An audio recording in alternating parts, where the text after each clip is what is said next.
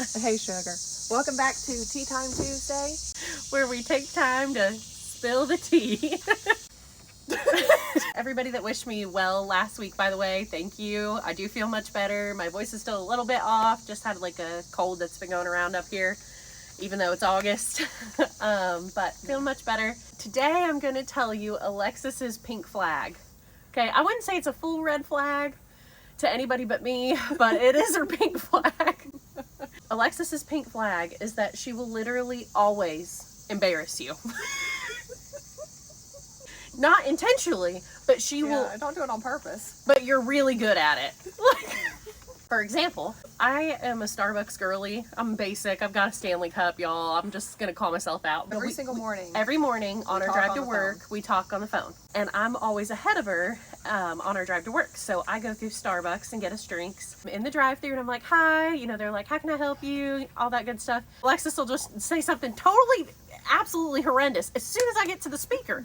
Every time. I thought you were already done ordering, though. Yeah, okay. I always think that she's done ordering, but apparently or she's not still at the window yet. But she still has the window down, and she's still at the speaker, because I hear the people go, okay, you can go ahead and pull up. So I think that I'm safe to start talking again. But the line is always really long at Starbucks. So if you know, like, you're still there. Like, you don't get to immediately, it's not like a McDonald's, like, where it's quick. Like, it's Starbucks' line is like 3 years of your life when you go through it. Yeah, like one time I remember you ordered a bunch of food. You ordered like 3 things of food. Uh-huh. And like I thought she was done ordering, so I was like, oh, she hungry. That's what I'm telling you. Listen to the voice she said that in. And they heard her.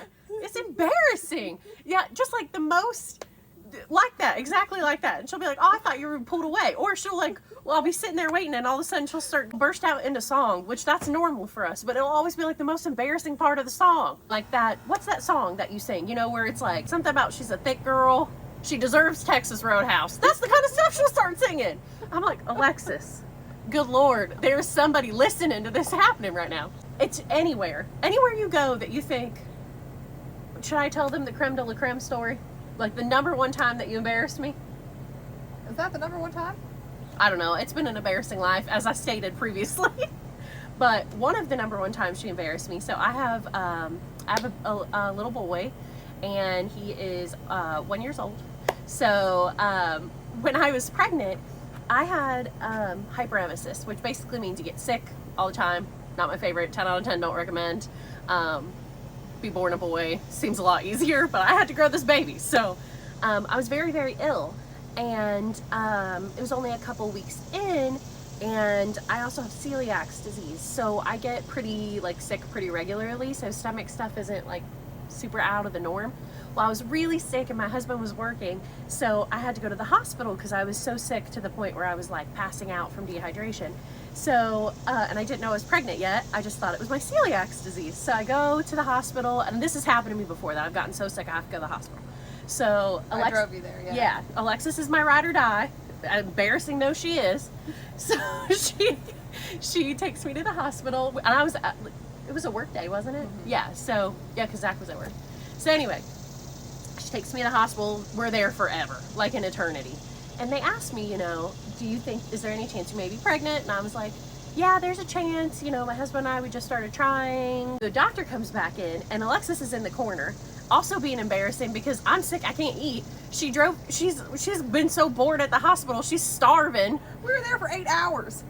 I'm thrown up the whole time. I'm hungry too, but I can't eat anything. So she, instead of just like going through somewhere normal, she drives to Trader Joe's, and she bought like a bucket of cookies. This is already embarrassing enough. She bought like a bucket thing of cookies, a bunch of snacks. So she got like, we damn moved into the ER.